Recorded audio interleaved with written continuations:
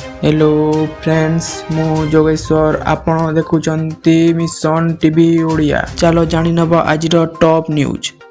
Number 1 राज्यर BJP सरकार निजर निर्वाचित प्रतिश्रुति पालन करी आसंता सेप्टेम्बर 17 तारिख रु राज्य में सुभद्रा योजना कार्यकारी करने निमंते निष्पत्ति नेछि।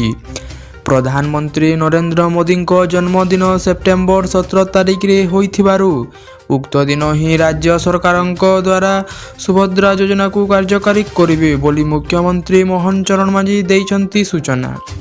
तेबे जेउमानकर फॉर्म ऑनलाइन रे दाखल होई भेरीफाई होई सारिछि सेमानंकु 17 रे प्रथम किस्ती टंका मिलिबो। एहा छडा सुभद्रा योजना को नहीं एई एक अपडेट आसीछि। नंबर 2 आसंता 17 तारिख रे ओडिशा आसिबे प्रधानमंत्री नरेंद्र मोदी। एही दिन से ओडिशा रे 10 लाख हिताधिकारी को आवास बांटिबे। ए नै सूचना दैछंती ग्राम्य उन्नयन मंत्री रवि नारायण नायक।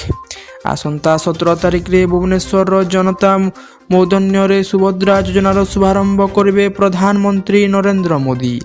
एही अवसर रे विभिन्न राज्यर 10 लाख पीएम आवास हिताधिकारी को कार्यदेश बांटिबे प्रधानमंत्री। सेही दिन हिताधिकारी बैंक अकाउंट को जीव प्रथम किस्ती सुभद्रा योजनार। नंबर 3 बदलिला मो स्कूल अभियान ना।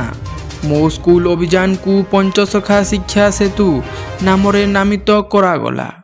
2017 रु आरंभ होइतिला एही मो स्कूल अभियान। एणिकी पंचसखा शिक्षा सेतु नाम रे हेबो समस्त कार्य। ओडिशा रे बीजेडी सरकार पूर्वरु आरंभ करिथिबा अनेक योजनार नाम परिवर्तन करिसंती मोहन सरकार। कालिया योजनार ना परिवर्तन करी मुख्यमंत्री किसान योजना एवहित आम ओडिशा और नवीन ओडिशा को यथाक्रमे विकसित गाँ और विकसित ओडिशा नाम रे नामित करा जाइछि।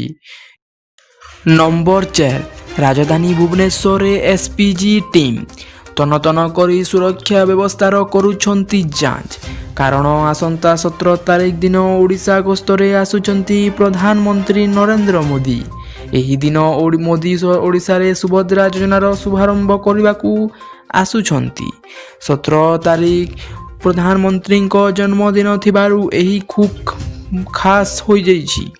प्रधानमंत्री गस्त पूर्व सुरक्षा व्यवस्था जांच करने गतकाली 8 जणिया एसपीजी टीम भुवनेश्वर रे पहुंची जाइछंती।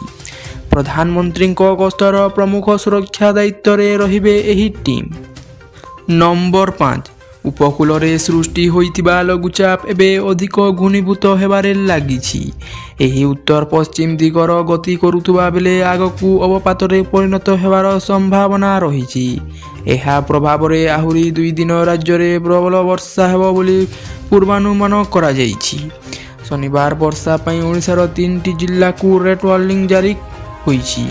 एने भुवनेश्वर स्थित आंचलिक पाणीपाग केन्द्र पक्षरु सूचना दिया जाइछि। पाणीपाग केन्द्रर सूचना अनुसार शनिवार वर्षा पई बालेश्वर केन्दुझर मयूरभंज जिल्ला को रेड वार्निंग दिया जाइथिला।